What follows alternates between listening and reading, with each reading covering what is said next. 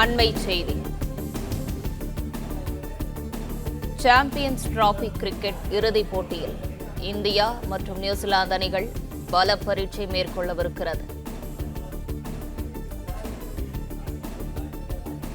Toss வென்று பேட்டிங்கை தேர்வு செய்தது நியூசிலாந்து அணி.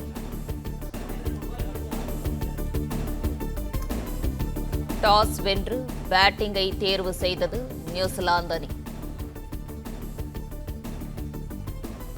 அண்மை செய்தியாக பார்த்து வருகிறோம்.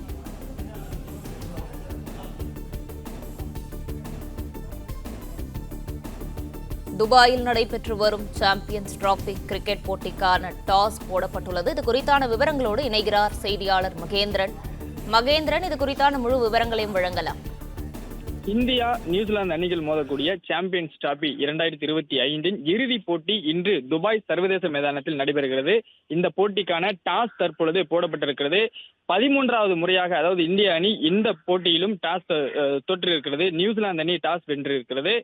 தொடர்ச்சியாக இந்த தொடர் முழுவதுமே இந்திய அணி டாஸ் வெற்றி பெறாமல் இருந்தது. அதே போன்று இந்த இறுதிப் போட்டியிலாவது டாஸ் வெற்றி பெறுவார்களா என்று ரசிகர்கள் எதிர்பார்த்த நிலையில் இந்த போட்டியிலும் டாஸ் வெற்றி பெறாமல் தோல்வியடைந்திருக்கிறது. இருந்தாலும் இந்த சாம்பியன்ஸ் டிராபி 2025 தொடரை பொறுத்தவரை இந்திய அணி எந்த ஒரு லீக் ஆட்டிலும் சரி, அரையிறுதி எதிலுமே தோல்வியடையாமல் அனைத்திலும் வெற்றி பெற்றிருக்கிறது.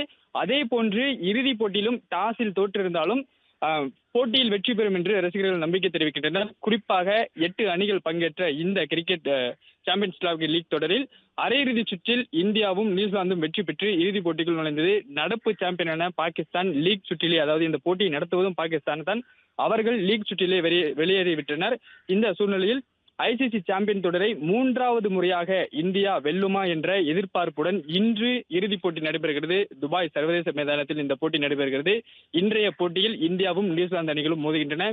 ஏற்கனவே இதற்கு முன்பு நடைபெற்ற 2019 உலகக் கோப்பையில் இந்திய அணி நியூசிலாந்திடம் அரையிறுதிப் போட்டியில் தோல்வி அடைந்திருந்தது. அதேபோன்று 2021 டெஸ்ட் தொடரிலும் இந்திய அணி நியூசிலாந்திடம் தோல்வி அடைந்திருந்தது.